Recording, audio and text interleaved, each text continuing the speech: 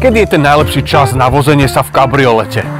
Ráno, večer, keď tak nepripeká slnko, alebo keď je takto poloblačno a posádka nedostane úpal. Áno, samozrejme, teraz je ten najlepší čas. Až na to, že dnes je 13. január. Teplota klesla pod nulu a nie je to najlepšie počasie na vozenie sa v otvorenom aute. Lenže ja som dostatočne vyvetraný týpek. Myslím si, že teraz je ten správny čas a riadím sa heslom: neexistuje zlé počasie, len zle oblečený vodič. Navyše, dostalo sa mi pocty, smiem sa odviesť v Mercedes-Benz V111 vo verzii kabriolet. Jedno z najlepších aut z Európy, ktoré ste si v 60. rokoch mohli kúpiť. O verzii coupé aj dobové médiá písali ako o najlepšom aute svojej triedy. V111 smerovala k solventnej klientele. Modelové označenie V111 znalcom napovie, že toto je Hackflosse alebo Fintail. Vzadu treba hľadať také plutvy. Po našom je to krídlač a ide o dizajn Paula Bracka. Je to skutočný automobilový elegán. Dostala sa mi do rúk verzia 280 SE, to znamená, vpredu treba hľadať česvalec.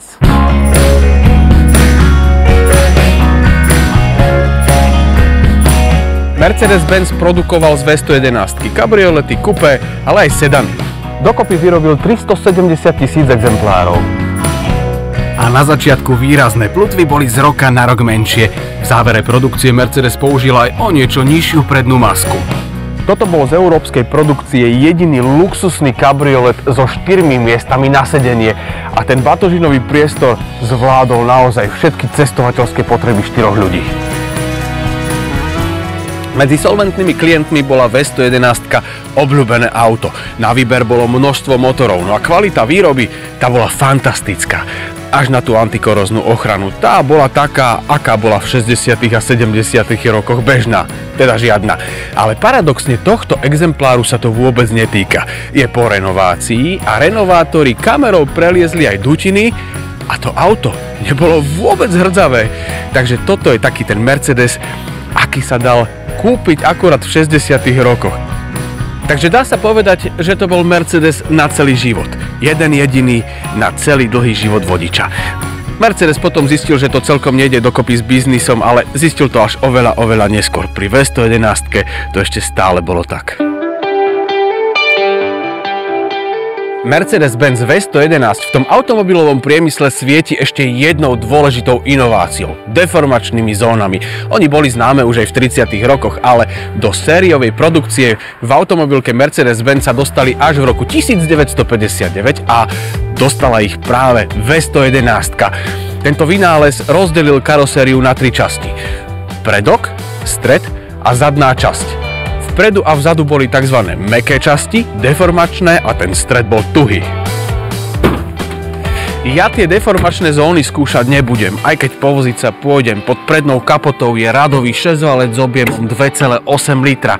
Nie je to najsilnejší agregát, ktorý sa do tohto modelu dával, ale na také parádne plávanie si krajinou to je perfektný agregát. Karoséria a podvozok vzhľadom na to, že to boli málo hrdzavé časti, nepotrebovali takú renováciu. Veľkú pozornosť získal interiér, prešiel precíznou renováciou. Sa pozrite na tie detaily, je tu nové čalúnenie. Aj tu je nové čalúnenie, nové koberce. To drevo je naozajstné drevo, má nový lak a vyzerá ako zrkadlo. Každé jedno tlačidlo vyzerá úžasne, chrómy vyzerajú perfektne. Takto si predstavujem to naozajstné charizmatické plávanie krajinou v 60. rokoch. A tak ako sa na luxusné auto patrí, tak V111 má sťahovacie okna na elektrínu a to všetky 4. A ako spoznáte, že je to typický Mercedes? Tak ako dnes, tak aj kedysi pri Mercedesoch platilo, že ak má auto automatickú prevodovku, tak za volantom sú len 2 páčky, a to volič automatickej prevodovky a univerzálna, ktorou sa ovládajú svetlá, stierače a aj smerovky. Čo som našiel? Tu je odkladacia skrinka, ale keď sa otvára, pozrite sa, tam je malé svetielko a svieti. Ha! To je mega. Manuálne si treba otvoriť akurát fajčiarske okienko, teda taký malý trojuholník, ktorý v dnešných autách už nenájdete. Do verzie 280 SE sa dávali aj mechy. Tu je však klasický pružinový podvozok. Napriek tomu to pohodlie je perfektné. Aj naše nie úplne celkom dokonalé cesty dokáže V111 pekne filtrovať. Nič tu nevyrušuje. Je tá jazda také plávanie tu po záhorí, po tých okreskách, úžasné jazdenie. Auto má posilňovač riadenia, to znamená, že netreba žiadne veľké svaly pri ovládaní auta, pekne sa aj dá ponoriť do zákruty, naozaj je to lahoda, nádherné jazdenie a tieto kreslá, to je rozmaznávajúci priestor. Tento Mercedes bol zaujímavý aj v tých 60. rokoch. Dnes je to zberateľský artikel a práve do takýchto aut v dobrých stavoch si ľudia začínajú radi ukladať peniažky. Vyšlo slnko, modrá obloha. Keď to takto vnímam, tak je úplne jedno, že či mrznem vonku, alebo v aute, alebo budem mrznúť počas jazdy, takže ja idem jazdiť. O zábavu sa postaral výkon 119 kW a o moje pohodlie 4-stupňová automatická prevodovka.